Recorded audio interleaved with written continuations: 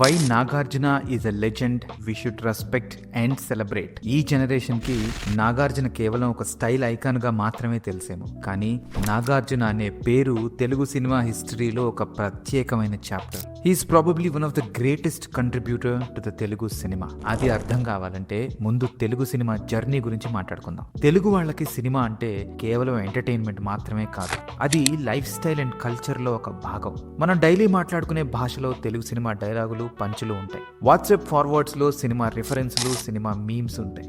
మన నుండి సినిమాని విడదీయలేదు. సినిమా లేకపోతే మన డైలీ రొటీన్ షుగర్లెస్ కాఫీలా ఉంటుంది. హెల్త్కి మంచిదే, కానీ అస్సలు మింగుడు పడదు. మరి ఇంతలా మన లైఫ్లో పార్ట్ అయిన సినిమా తెరను దాటి పొరలు పొరలుగా మన లైఫ్లోకి ఎలా వచ్చింది? ఆ లైన్ ఎక్కడ డిసప్పీర్ అయింది? నాగార్జున లాంటి యాక్టర్లు ఉండటం వల్ల. అతి చేయడం లేదు, చెప్తాను, డీటెయిల్డ్గా వినండి. సినిమా 1930s పుట్టింది, 50s పాపులర్ అయింది, 70s స్టార్ వర్షిప్ మొదలైంది.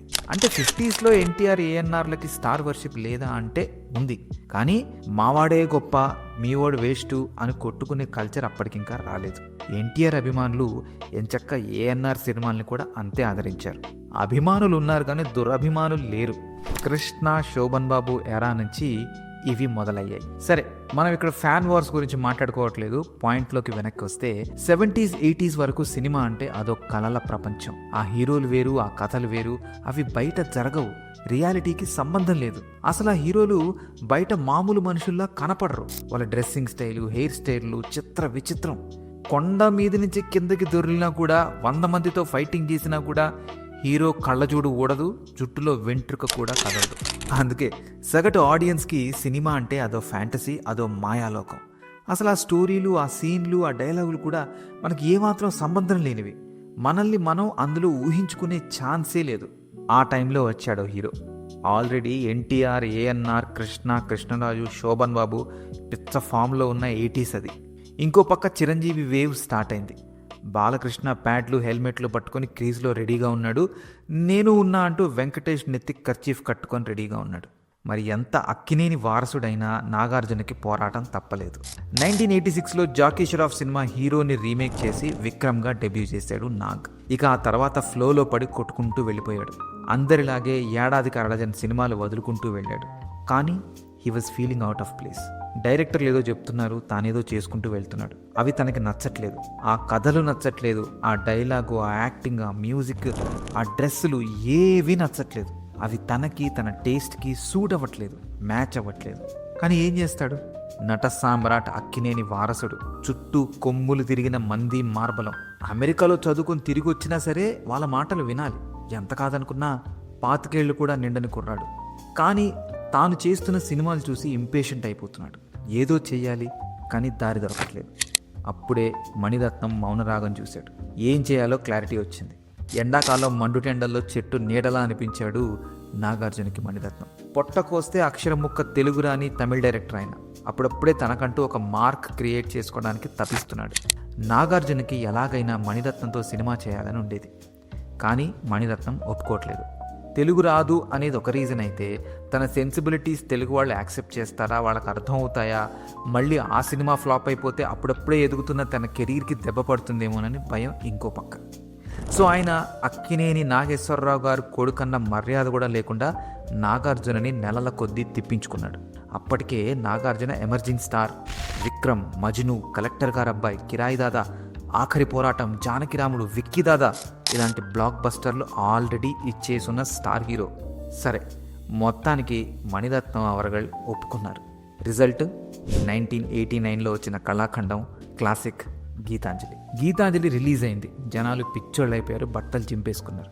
అమ్మాయి మీద ప్రేమ చూపించాలంటే వెంటపడి వేధించాలి, ఎక్కడ పడితే అక్కడ కొట్టాలి, లాగాలి, పీకాలి. అంతేగాని ఇలా జెంటిల్ లవ్ ఏంటండి, కొత్తగా సమాజానికి ఏం సందేశం ఇస్తున్నారు అని అప్పట్లో ఇండస్ట్రీ వాళ్ళు గుండెలు బాధేసుకున్నారు. కానీ యూత్ మాత్రం గుండెల్లో పెట్టుకున్నారు ఆ సినిమాని.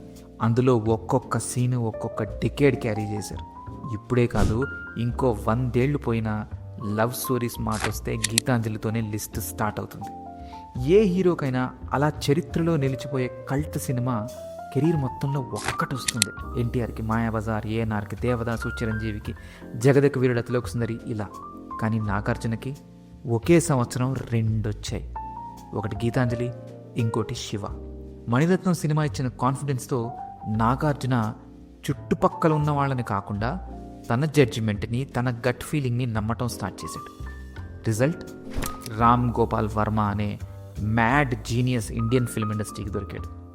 ఇమాజిన్, అక్కినేని ఫ్యామిలీ, నాగార్జున లాంటి సూపర్ స్టార్, దాదాపు 8-10 మంది ప్రూవెన్ బ్లాక్ బస్టర్ డైరెక్టర్లు ఆయన డేట్స్ కోసం ఎదురు చూస్తున్నారు.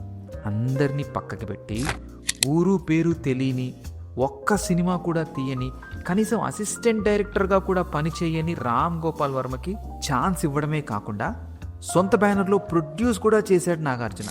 శివ సినిమా ఇండస్ట్రీ రికార్డ్స్నే కాదు, సినిమాతో ఇన్వాల్వ్ అయిన ప్రతి ఒక్కరి మైండ్ సెట్ను కూడా షేక్ చేసేసింది.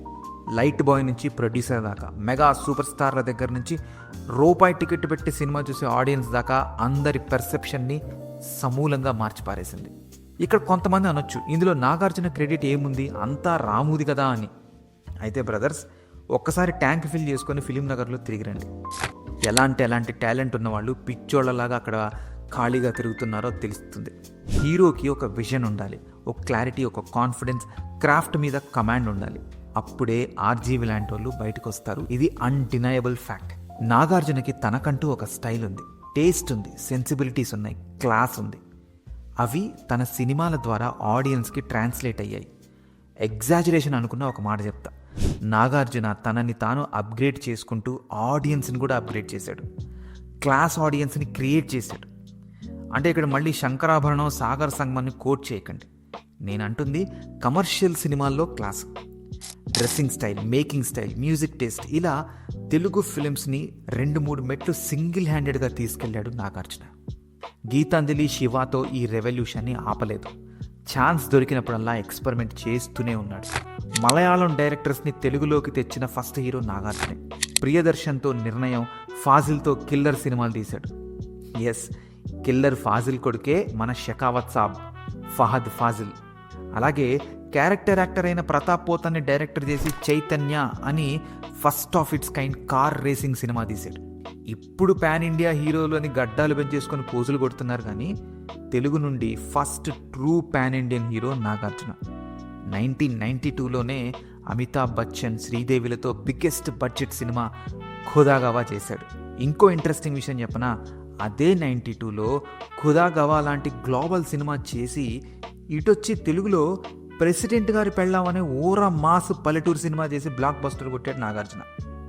నాకు తెలిసి ఇంత వేరియేషన్స్ చూపించిన హీరోలు ఇండియాలో ముగ్గురే, కమల్ హాసన్, ఆమిర్ ఖాన్, నాగార్జున. నాగ్ ఖుదా గవాతో హిందీ జర్నీ ఆపలేదు. Criminal, mister Bechara, Jakham, అగ్నివర్ష, Angaare, LOC Kargil నుండి మొన్నటి బ్రహ్మాస్త్ర దాకా మెయిన్ స్ట్రీమ్ బాలీవుడ్ సినిమాలు చేస్తూనే ఉన్నాడు. ఇందాక చెప్పినట్టు is the OG true blue pan Indian star. ఇంత కన్సిస్టెంట్గా ఆల్టర్నేట్ కెరీర్ ఇంకే హీరోకి లేదు. రజనీ, కమల్, చిరంజీవి లాంటి వాళ్ళు కొత్తలో చేసి ఆ తర్వాత హిందీ సినిమాలు పూర్తిగా ఆపేశారు. వట్టి హిందీ సినిమాలతో ఆయన ఎక్స్పెరిమెంట్స్ ఆగిపోతే కింగ్ ఎలా అవుతాడు? హలో బ్రదర్ లాంటి పీక్ కమర్షియల్ బ్లాక్ బస్టర్ ఇచ్చిన నెక్స్ట్ ఇయరే ఆలీ హీరోగా చేసిన ఘటోత్కచుడు అనే సినిమాలో ఒక ఐటెం సాంగ్కి డ్యాన్స్ చేశాడు. ఆల్ టైమ్ ఇండస్ట్రీగా నిలిచి మొత్తం అన్ని ఏరియాల్లో రికార్డ్స్ ఎరేజ్ చేసి లవర్ బాయ్గా, హ్యాండ్సమ్ హంక్గా నిలబెట్టిన నిన్నే పెళ్లాడుతా అనే సినిమా తర్వాత ఇమ్మీడియట్లీ ఆయన చేసిన నెక్స్ట్ సినిమా ఏంటో తెలుసా? అన్నమయ్య. సరే, వైల్డ్గా ఉన్నాడు, ఉడుకు రక్తం అనుకుందాం. నిన్నే పెళ్లాడుతా, అన్నమయ్య 2 ఇండస్ట్రీ హిట్లు. వీటి తర్వాత తెలుగు వదిలేసి తమిళంలోకి వెళ్ళి రచ్చగన్ అనే సినిమా చేశాడు కింగ్. ఆ టైంలో సౌత్ ఇండియాలో ఏ హీరోకి పెట్టనంత బడ్జెట్ పెట్టి తీశారు ఆ cinema. At that point of time he was called south Indian supremo. సినిమాలు ఫ్లాప్ అయినా, హిట్ అయినా తన రిస్క్ టేకింగ్ నేచర్ని ఆపలేదు ఆయన.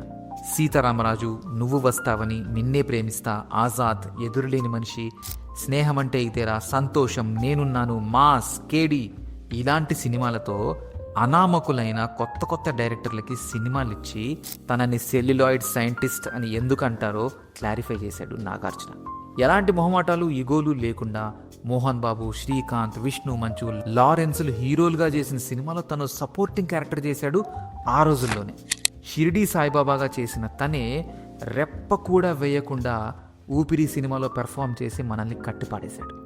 అఖిల్ని లాంచ్ చేసిన సినిమాలో జస్ట్ అలా పాటలో వచ్చి వెళ్ళిపోయిన నాగార్జున శ్రీకాంత్ కొడుకు రోషన్ డెబ్యూ చేసిన సినిమా నిర్మలా కాన్వెంట్లో మాత్రం కనబట్టమే కాదు, పాట పాడాడు, ఆ సినిమా ప్రొడ్యూస్ కూడా చేశాడు. ఆయన మేక్ మోడలు వేరబ్బా. ఇక హీరోయిన్స్ విషయానికి వస్తే గీతాంజలి గిరిజా దగ్గర నుంచి ఉర్మిళ మట్టోండ్కర్, మనీషా కొయిరాల, సొనాలి బింద్రే, టబ్బు, సుష్మితా సేన్, దీప్తి భట్నాగర్, పూజా భట్, ఐశ్వర్య రాయ్, అంజలా జవేరి, శిల్పా శెట్టి, రవీనా టండన్, అయేషా టాకే, అనుష్క శెట్టి. ఆయన రేంజ్ వేరు, ఆ క్లాస్ వేరు. సో బాటమ్ లైన్గా నేను చెప్పొచ్చేది ఏంటంటే, కూలీలో విలన్గా, కుబేరాలో సపోర్టింగ్ రోల్ చేసినంత మాత్రాన ఆయన్ని తక్కువ అంచనా వేయకండి. తెలుగు సినిమాని అప్డేట్ చేసి అప్గ్రేడ్ చేసిన అతి కొద్ది మందిలో నాగార్జున ఒకరు. ఆయన కంట్రిబ్యూషన్ తిరుగులేనిది. Let's respect the legend, let's respect the legacy. జై యునైటెడ్ TFI.